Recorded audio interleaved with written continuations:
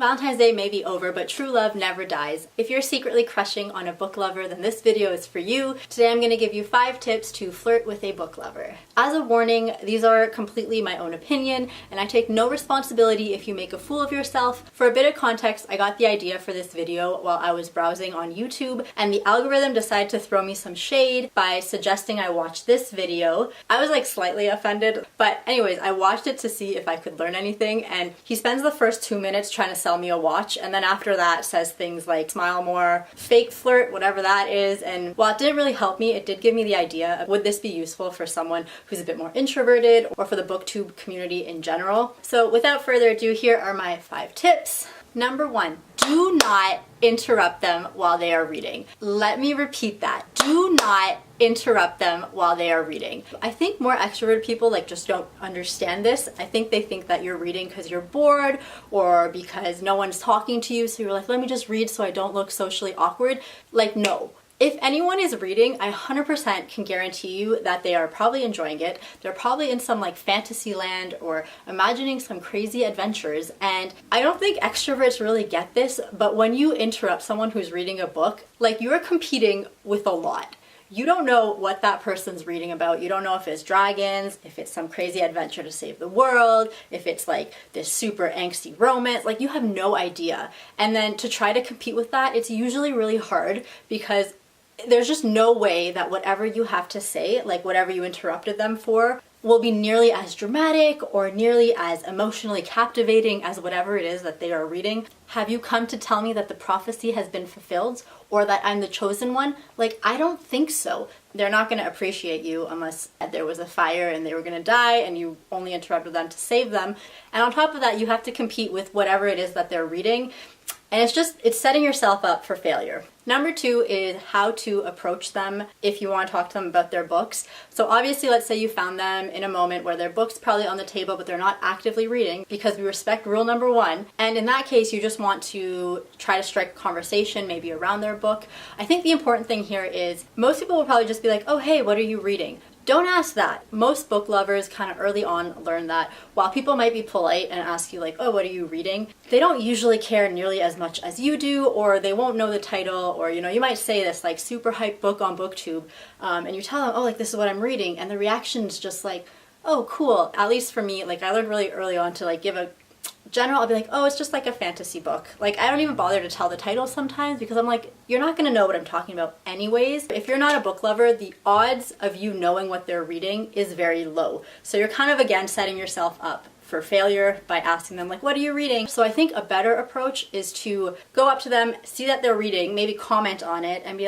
oh, I see you like fantasy or something, and then ask for a recommendation. You can word it however you want, but I think if you ask them for a recommendation or for their opinion on something, then you're not really setting yourself up for failure, because they're going to be excited to talk about books and they'll be happy. Unless they hate you, they'll be happy.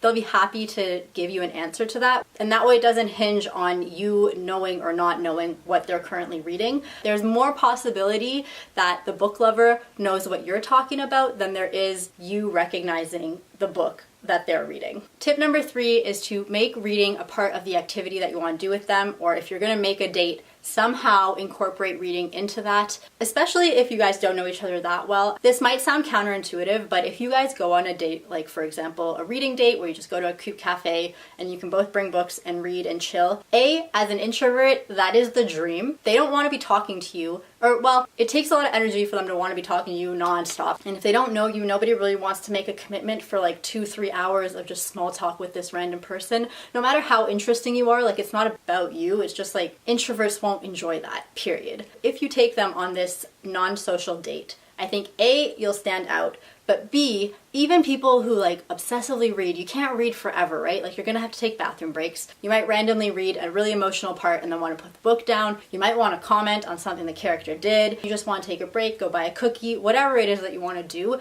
Inevitably, they'll stop reading, and then when they stop, you'll be there and they can talk to you. Alternatively, if you don't want to go on a reading date, I think if you suggest a buddy read or suggest joining a book club, another idea would actually be to go to bookish events. So if you know of any cool book signings in your area or any launch parties, that would be another amazing date. No one ever suggests bookish events for a date, so I really think you'll stand out by doing that. Number 4 is to be careful of lurking at bookstores. Obviously, if you want to meet someone who likes books, the bookstore is kind of like the go-to place.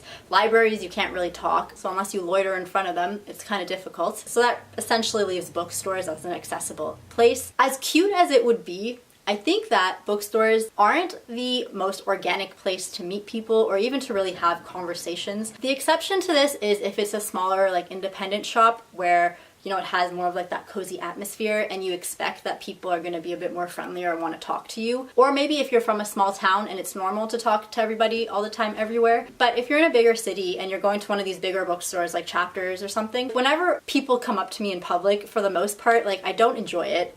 I feel like I'm being attacked, or it just makes you like really uncomfortable because suddenly you have to be social in a setting that you didn't expect to have to be social in. So you can get people off guard and they may or may not like that. They may or may not feel threatened. So I don't really recommend bookstores, although I'm sure there are success stories. Looking back on when I've had conversations with strangers about the books that I'm reading, it's been either while I'm commuting, so like on the subway. So I was at the airport in line for the bathroom and I had like my carry-on and this book that I just bought, and me and the woman spoke about the book the entire time there, and even that felt more organic. Coffee shops, like tons of times, either from the barista. At bookstores, like the only organic, non-weird conversation that I've had about books would be with the cashier. So like when I go to pay, which is another thing too, right? Like there's so many people working at the bookstore that it's kind of like, why are you asking me to help you?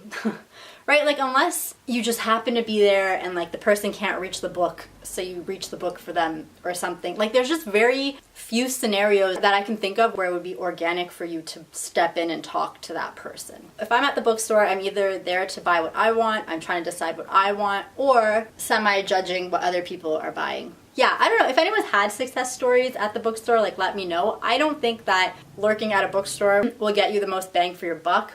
I literally think like being at a coffee shop, joining a book club, things like that would be a lot better. Tip number 5 is to just shoot your shot and to not be worried about the fact that you may or may not enjoy books. The most important thing is if you show that you care and are invested in what that person is interested in, the person's gonna feel touched. If you pretend to know something and you're not really a fan, like it's gonna show. And this person that you're crushing on will obviously see through that. So just show that you're interested and that you care because they care and they'll feel touched, but you don't need to pretend that you love that book as well. Or just be you, because when they find out that you're not genuinely a fan, they're going to be disappointed.